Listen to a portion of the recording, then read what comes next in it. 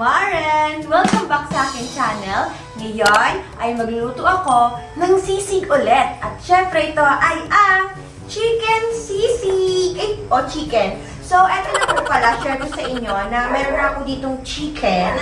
Ayan, may chicken na ako. Binili lang namin to sa labas. Ayan na, meron na kaming chicken. Napakita ko sa inyo yung chicken.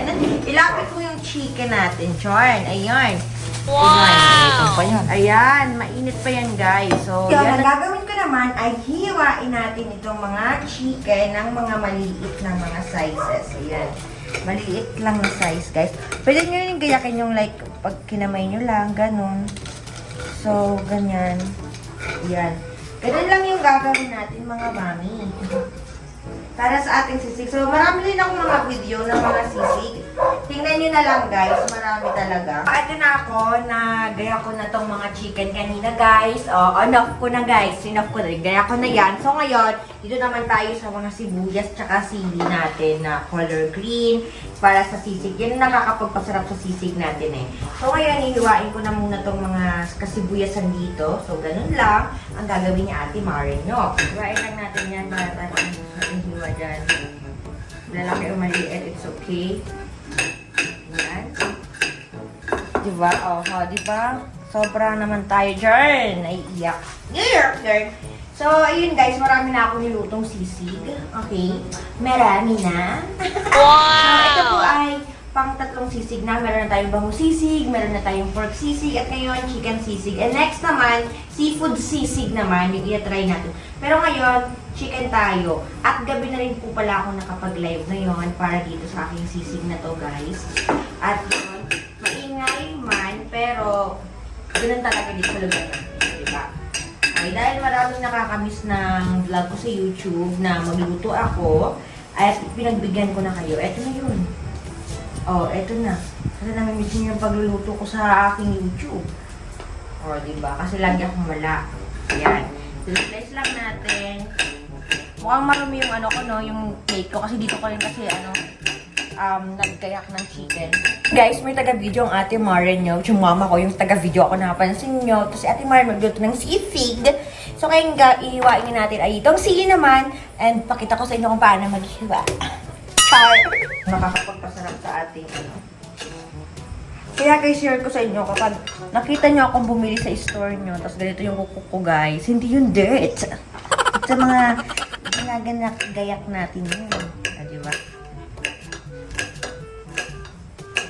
Diba? So, it's on my mind, I'll fish a stick. Pambugoy-bugoy. Ayun guys, magluluto na ako, pero maganda yung pakita ko sa inyo. Kalabasa o ako. So, like, the fire. And then after ng Logic Cakes, ito na tayo, mag-start na tayo. Ilagay ko na itong, lagi kong palagi ko sa mga sinasabi ay ang Star Margarine. Ngayon ang ating ginagamit, diba, sa pagluluto. Diba? Yun, nilagay mo lang yan. Oy, nasunog na yung ano ko. And then, gamit kayo dito na ito. Dito nasunog na yung ano ko. Tapos, ang bango na siyempre. Ito yung nakakapagpasarap. Short. Tapos ilagay mo na agad yung konting sibuyas. At business mo lang. Ba't ano mo kaldag-kaldo? Talo. Ay, talo. Latok pala dito.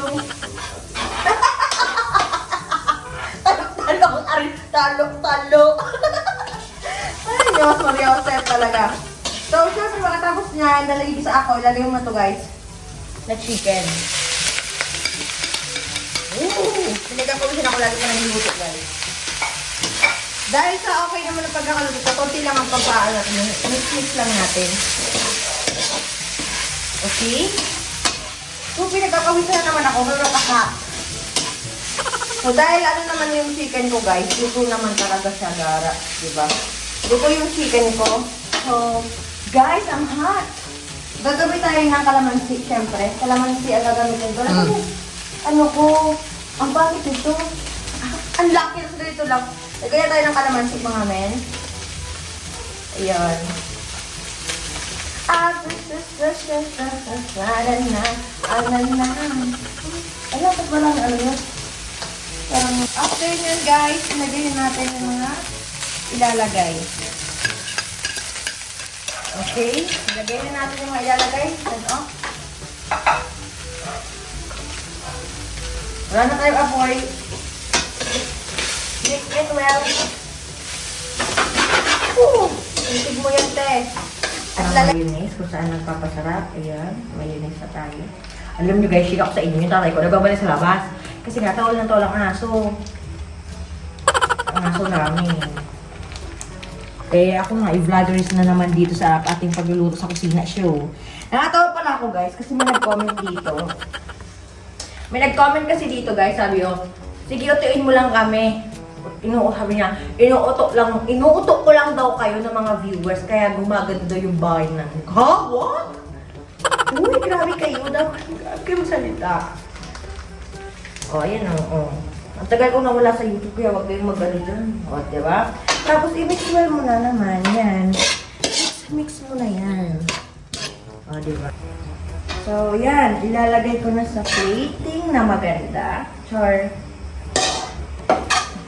Simot na naman yung sisig namin. Maubos to agad-agad, guys. So, hindi na rin ako naglagay ng itlog, guys. Ano? Ito na lang para mas simple at hindi mag-ano magastos. Perfect na to, guys.